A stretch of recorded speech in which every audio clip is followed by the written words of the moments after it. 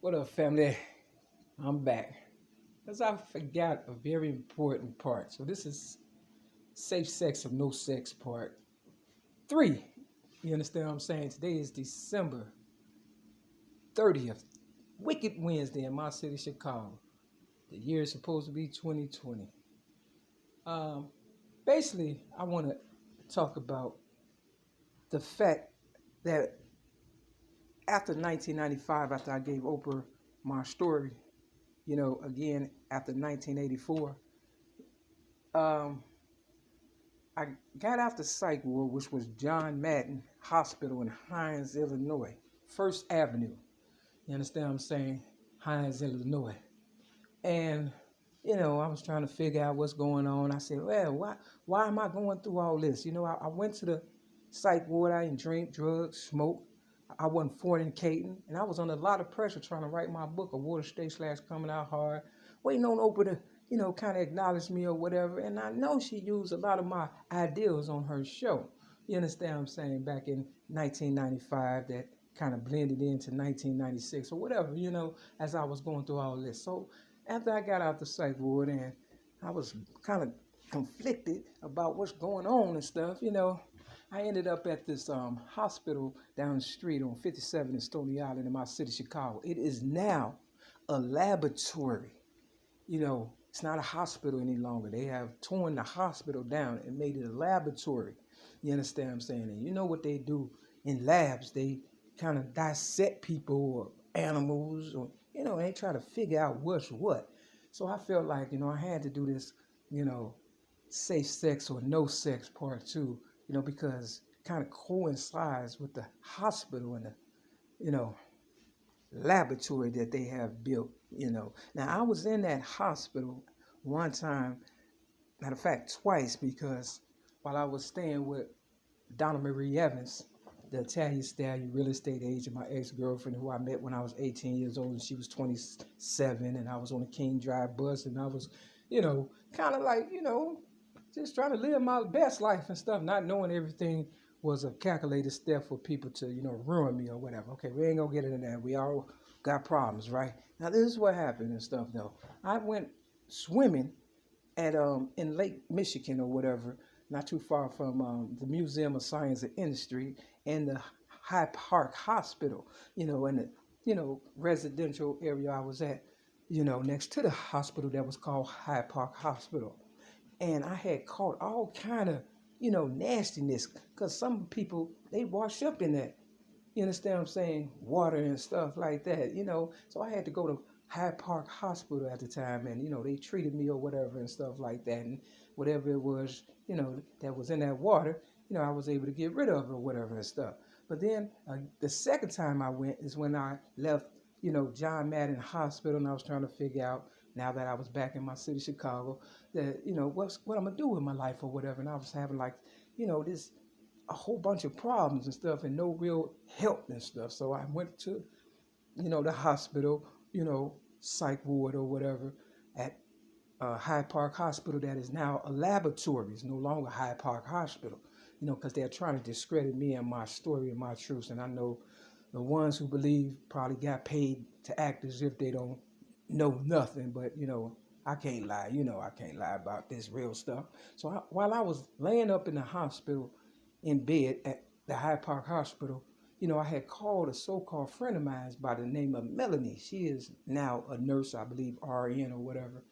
And I haven't seen her in a while, but she used to sell taffy apples with me back in the day on the 87th Street platform, at the Dan Ryan station. We used to hang out for, but long story short, she ended up being a nurse or whatever and stuff. And, and I had called her one day and, while I was laid up, and I told her to bring me some cigarettes, Now, you're not supposed to bring any cigarettes to somebody that's laid up in the hospital. You understand what I'm saying? I don't care how you sugarcoat it. You understand what I'm saying? Let them suffer. Or you don't be the one to give it to them, because you don't want their death to be on you or whatever and stuff. Now, I saw Melanie, a few years back, and she almost kind of like threatened me. You understand what I'm saying? In a little sly way or whatever. Now, she's the same one that I helped back in the day when she needed help, but then she turned around and kind of on the sly was like bullying me, like threatening me. I'm like, oh, okay, that's what we on. Okay, well, fuck you too and shit. You understand what I'm saying? But anyway, I hope she's still alive and shit. You understand what I'm saying? Stop trying to kill me. But anyway, now my mother, Mary Lee Wright, was at Barrymore Nursing Home, and she supposed to have died in the nursing home. And we had her funeral. March 23rd of 2000. Now, Pop Staples of the Staples Singers supposed to have died in 2000, and Gwendolyn Brooks, who is a writer, supposed to have died in 2000. Now I say all that to say because Mary Lee, knew the Staples Singers through my foster mother, Betty Jean Redmond. They knew each other. And the Staples Singers actually stayed in Chicago, and you could run into them like you run into me all the time. Back in the day, that's how it was. Wasn't no big eyes or little U's. Now everybody acting like they all that and shit. Black and bougie and the Black Boule and the Eastern Star and the Mason and all that crap. You understand what I'm saying? Get back to being normal, relevant. You understand what I'm saying? Real talk. But yeah, my foster mother, Betty Jean Redmond, knew Mavis Staples and stuff. Real talk. So I'm losing train of thought. I ain't gonna lie, because it's a lot, and I'm trying to get through this. You understand? But long story short, my mother at Belmore Nursing Home, on her deathbed, my so-called sister, Linda Nelson, who was a RN at Michael Reese Hospital on King Drive. Yeah.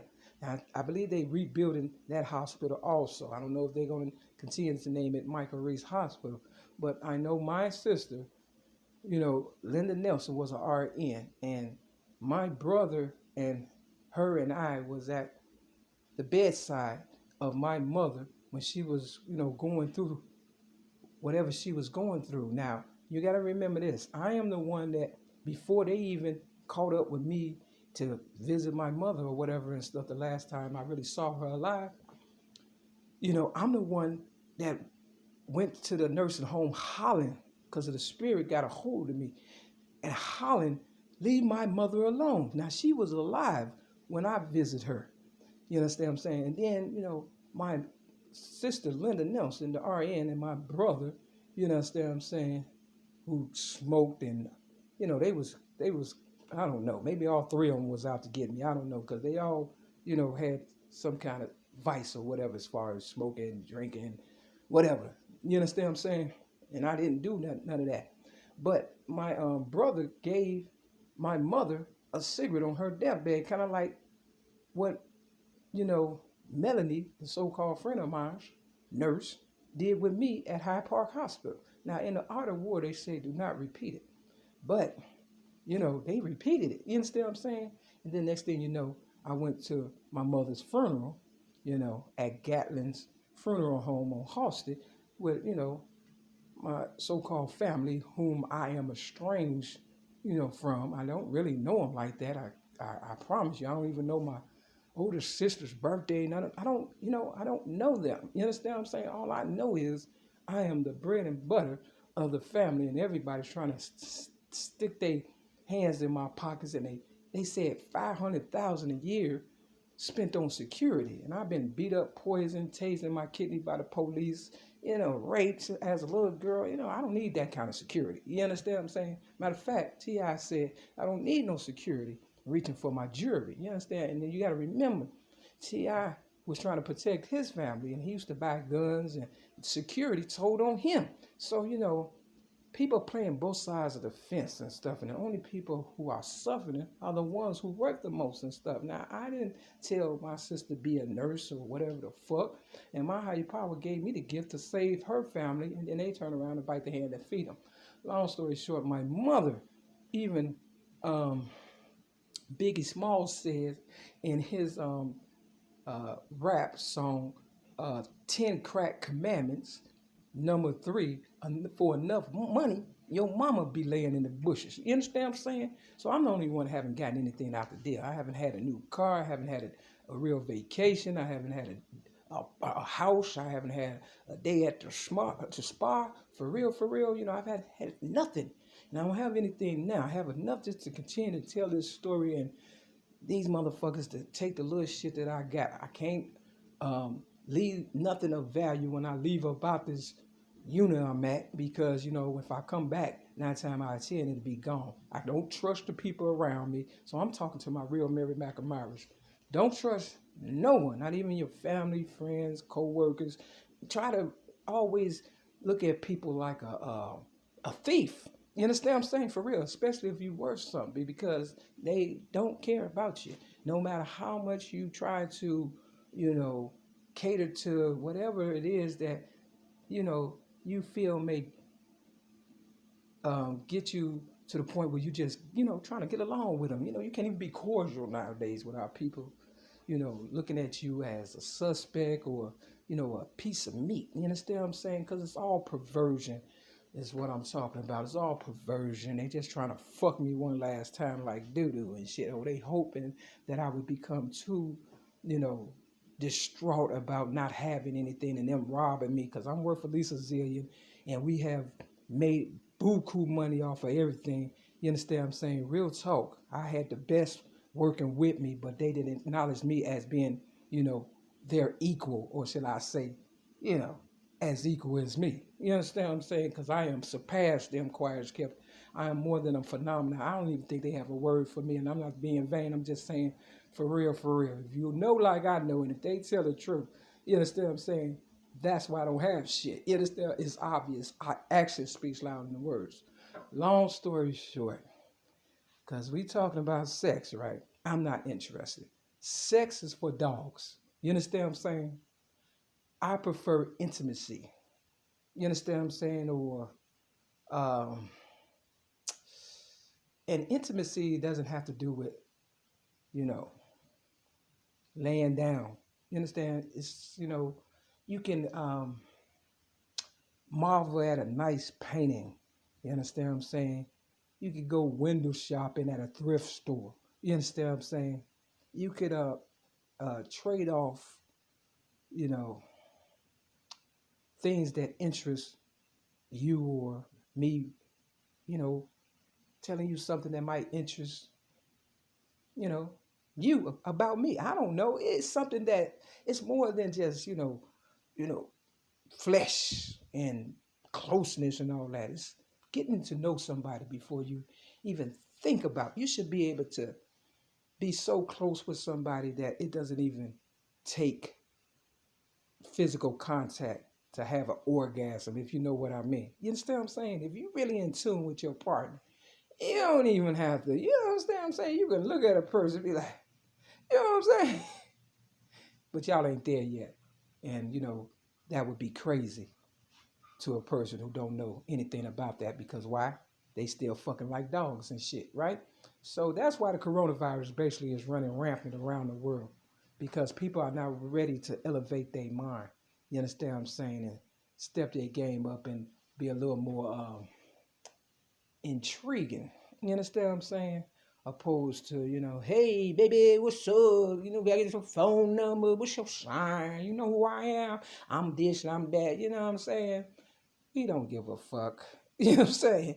Yeah, I don't go around talking to people like that, for real. I would have never gotten none of my girls' attention with that line. You understand what I'm saying? Sometimes you just have to be yourself. And, to the ones who walked away, I'm glad you walked away so we can all grow up and maybe we can come back together and have something, to talk about, for real, opposed to, let's talk about sex, baby. Let's talk about you and me. You understand?